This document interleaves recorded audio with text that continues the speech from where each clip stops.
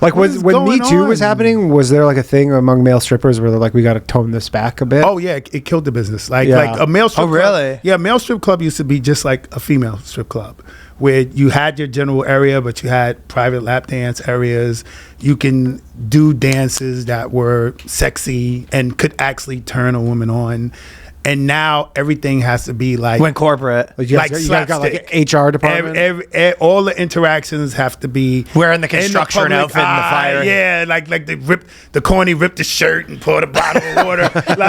like there's like you had to make it like Telegram over the top, because if you're at risk if you go into let's say a private place, just you and a girl, and you dance. That is sketchy. Now it's just your word against hers. And if she's just like, you went over the top, and you're like, this is what I do, and she goes, no, that was too much for me. Yeah, and that's what's crazy. That's my move. Yeah, you're like, he put his crotch in my face. You're like, yeah, that's even worse. It doesn't even have to be that. A woman could go one-on-one, get a dance with a guy that she's fine with, and come back out, and her friend says, oh my God, you let him do that to you? She goes, oh, I didn't know he was going to do that. He just did it. And she can get shamed into now saying like, oh, actually, yeah. She's like, oh, actually, no, I'm actually a victim of this. And has any of that happened? Has there been scenarios like that? Hell yeah, man. That's why in my club, bro, I had to cut everything.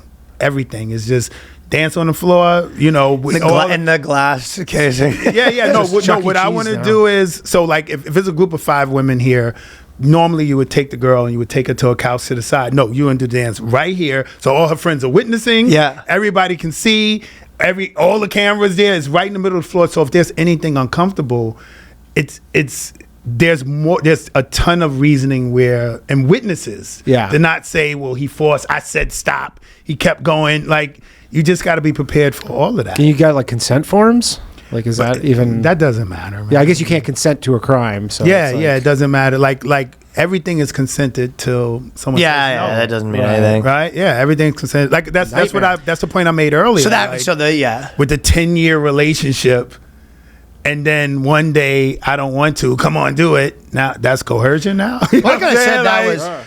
You know, when you kind of look at it, it's like, I understand you're going to be like, okay, there's a double standard, and jury's going to be more sympathetic to a guy. That's just kind of like the way it is. But you go, whenever you look at it and you go, okay, if this was the other way around, there wouldn't even be a 1% chance it would be anything. You go, okay, that might be pushing it too far, where he's probably going to, I don't know if he's going to be guilty. That's where I started to see it. Yeah. Whereas like a lot of times you can look at it and you go, if this was the other way around, there probably would be nothing. But like, if this was the other way around, where you go, a girl was with a guy for 10 years and the guy was like, she was making me have sex with her for 10 years, it would be like not even a slightest chance, right? I mean, we knew back when we lived in Canada, there was this, in the height of the Me Too thing, there was this female comedian who basically said like her boyfriend one day her boyfriend came home and was like, wanted to have sex, and she's like, I don't really feel like it, and he's just like, come on, and she's like, I had sex with him, and then she's like, I now realize he raped me, and we were like, I was like, what? This is crazy. Yeah, and she was gross. Like really gross, like grosser than, just way grosser than you imagine. Oh man, that's crazy. Yeah, it was crazy. Well, I thought you made because I've sort of tried to define this too, but you made a list of, you go, what is masculinity? And then you had like a list of the 11 things that you would say, oh, that's a pretty good list. You said, number 1, confidence. Number 2, independence, responsibility, honesty, purposefulness, leadership, integrity, assertiveness, logic, nice, emotional intelligence, and 11, physical strength. Yeah. That's a pretty good list of, if you're going to say what it is. Yeah, so. Yeah. And then you're right on all of a lot of things that you do start to chip away. Like, for example, if you're not around men enough, like buddies that are like challenging each other, you could say that, you know, some of these things like purposefulness, leadership, independence might start chip away. If you stop making decisions and the girl starts like bitching the guy around, responsibility might start like chipping away. Confidence. Yeah, confidence might start. Yeah, so it's like all these things can kind of get like chipped away at life. It's a weird thing where like life's trying to chip it away, and it's almost like you have to like not let it. Yeah, you got to fight against it, man. Yeah, you got to fight against it. It's the classic trope of the henpecked man. If you look at the majority of guys that are in those long-standing marriages, they're sleeping in separate rooms, they stop having sex, those guys are a shell of themselves. Yeah. all those things have been chipped away. My dream is actually sleeping in a separate room from my wife. I'm actually trying to work towards that. Yeah, so it's these, and so the bad thing about it is, as it chips away, the message, aside from Tate and these guys, is that's what it's supposed to be.